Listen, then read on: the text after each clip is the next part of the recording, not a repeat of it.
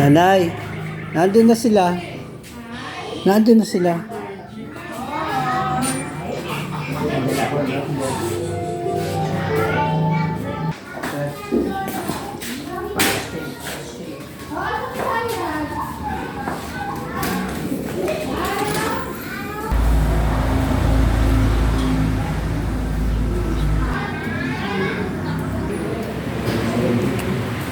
Okay, nandito na po ang ating mga minamahal natin mga kapatid sa Panginoon. Sila po yung ating mga intercessor.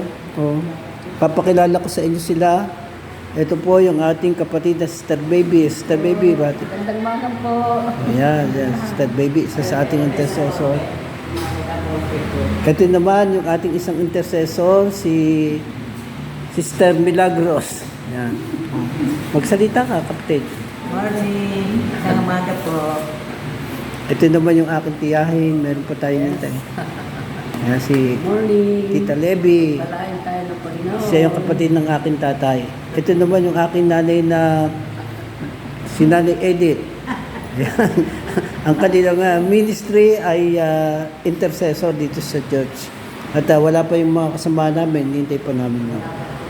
Okay, salamat po. Palain tayo ng Panginoon.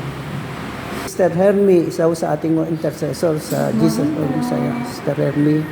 Ayan. Ito yung aking kapatid na si Pastor Philip.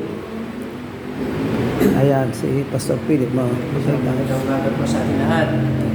Ngayon ay magkakaroon po ng prayer and fasting. Ito ay ginagawa namin. Hindi lamang po para sa aming sarili. Higit sa lahat, para po sa ating pong bansang Pilipinas, sa mga tao na pwede natin ilapit sa panalangin. Kaya kung meron po kayong mga prayer request, huwag po kami nahihiyang mag-comment po dyan sa page ng Jesus Lord Messiah. At kami po willing po mag-ministeryo po. Okay.